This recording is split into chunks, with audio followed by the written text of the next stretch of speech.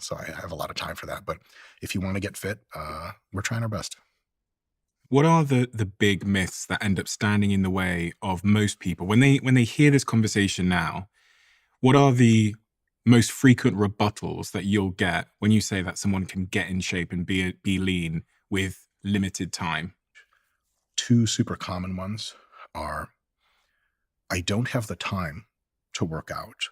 And into that time to work out is included, I don't have regular gym access, or I technically do, but I'd have to drive to the gym. I just don't have the time or the bandwidth for it. I don't have the scheduling positioning in my life to do this sort of thing.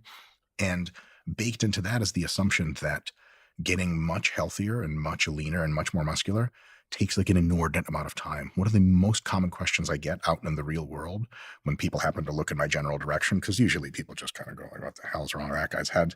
But one of the most common questions I get is, how many hours a day do you work out? Or how many days a week do you work out? And every single person is expecting an answer that is kind of like asking the tallest basketball player you've ever met how tall they are. You want an answer that's like 2.5 meters. You want something meaty. And if they tell you like, well, I'm 1.90 m, you're kind of like, oh, isn't that cool?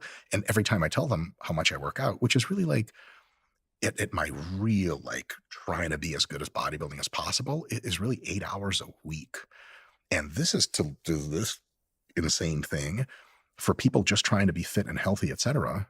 We're talking about a sum total of 1 hour per week split into 2 or 3 20-ish minute sessions, something we'll be trying later on, is such a huge stimulus and can radically transform your body, especially if you have attention to nutrition. And that's the second thing that's a big dogma, big myth, is people have ideas about what comes into nutrition, and nutrition for being more lean, more muscular, and healthier.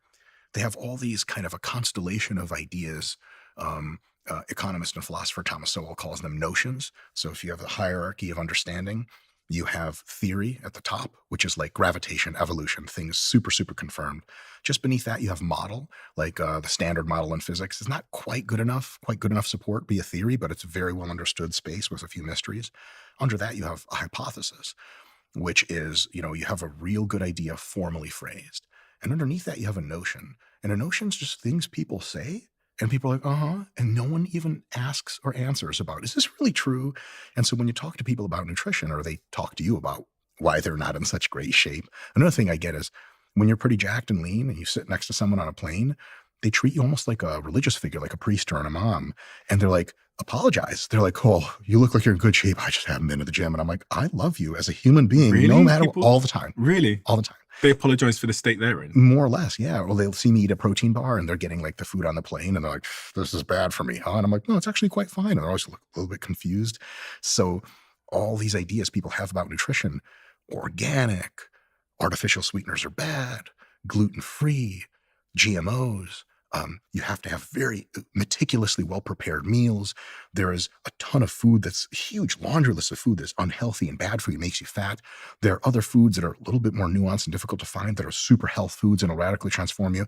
I can go on for hours about these myths, but people come in with these myths as notions, as things they believe that they're like, this is how it is, right?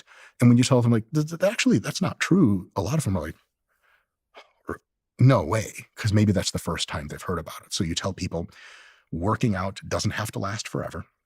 If you do it intelligently, which is what we specialize at RP about teaching people how to do and demonstrating in digital products, you can get into really, really good shape with not so much time investment. And it's not so difficult. Well, it's difficult in the moment as far as you got to try hard, but an hour of trying hard a week is not the end of the world.